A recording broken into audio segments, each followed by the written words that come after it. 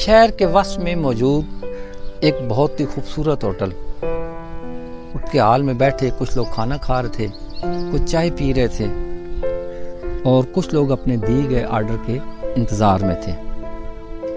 اتنے میں ہوٹل کا دروازہ کھلتا ہے، ایک نوجوان اپنے بوڑھے والد کے ساتھ اس ہوٹل میں داخل ہوتا ہے اور سامنے موجود ایک خالی ٹیبل کو دیکھ کر اس کی طرف دونوں بڑھ جاتے ہیں۔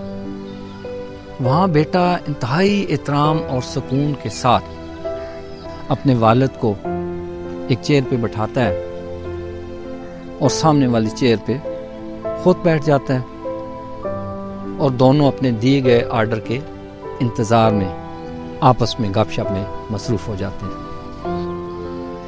تھوڑی دیر بعد کھانا آ جاتا ہے اور دونوں باپ بیٹا کھانا کھانا شروع کر دیتے ہیں۔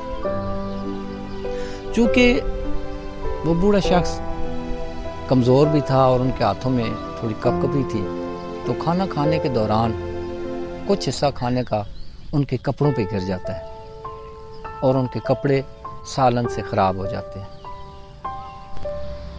نوجوان انتہائی سکون اور اطمینان سے اٹھا، والد صاحب کا ہاتھ پکڑا، ان کو اٹھایا اور ان کو واش روم کی طرف لے گیا۔ وہاں جا کے ان کے ہاتھ دھلائے، ان کا چہرہ صاف کیا، ان کے کپڑے جس حد تک صاف ہو سکتے تھے وہ صاف کیے اور اس کے بعد واپس آ کے دوبارہ ان کو اسی چیئر پہ بٹھایا، ان کے سامنے کھانا رکھا اور کھانا کھانے میں دوبارہ مصروف ہو گئے۔ کھانا ختم ہونے کے بعد دونوں باپ بیٹا اٹھے، بل ادا کیا اور واپس جانے لگے۔ جیسے وہ ہال کے بیرونی دروازے کے قریب پہنچے تو ایک شخص نے انہیں آواز دی اور کہا کہ اے نوجوان رکیے، ذرا میری بات سنیے۔ نوجوان رک گیا، اس مڑ کے دیکھا، وہ بندہ کہتا ہے کہ آپ بیٹا یہاں کچھ چھوڑ کے جا رہے ہیں۔ نوجوان نے اپنی خالی ٹیبل کی طرف دیکھا اور کہا کہ نہیں سر، آپ کو غلط فہمی ہوئی ہے، میں یہاں کچھ بھی نہیں چھوڑ کے جا رہا۔ اس شخص نے کہا کہ نہیں بیٹا، تم جہاں واقعی کچھ چھوڑ کے جا رہے ہو، تم یہاں حال میں موجود تمام نوجوانوں کے لیے ایک بہترین نصیحت چھوڑ کے جا رہے ہو اور ہم والدین کے لیے ایک بہترین روشنی کی کرن، امید کی کرن چھوڑ کے جا رہے ہو۔ مجھے آپ کے اس رویے سے بہت خوشی ہوئی۔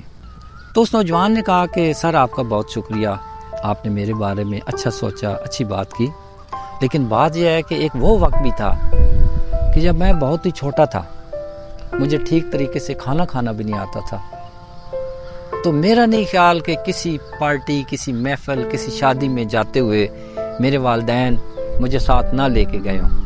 ہمیشہ ساتھ لے کے گئے، کھانا کھلایا، انجوائے کرایا، گھمایا پھرایا۔ آج میرا وقت ہے کہ میں ان کو باہر ساتھ لے کے جاؤں، اور حتیٰ کہ کبھی میں کوئی سالن یا کوئی چیز گرا دیتا تو میرے والدین کو یہ پرواہ نہ ہوتی کہ میرے کپڑے میں نے خراب کر دیے ہیں یا وہ کھانا خراب کر دیا ہے یا باقی موجود لوگوں میں ایک مذاق بن جائے گی۔ ان کو ایک ہی فکر ہوتی تھی کہ کہیں میرے ہاتھ تو نہیں جل گئے، کہیں میں زخمی تو نہیں ہو گیا۔ تو آج میرا وقت ہے، آج میں ان کا خیال رکھوں۔ تو اے نوجوانوں، ہمیشہ اسی طریقے سے اپنے والدین کا خیال رکھیں، اور بے شک آپ لوگ رکھتے ہیں خیال، اس میں کوئی شک نہیں ہے۔ اللہ تعالیٰ آپ کو قدم قدم پر کامیابیاں نصیب کرے، آمین۔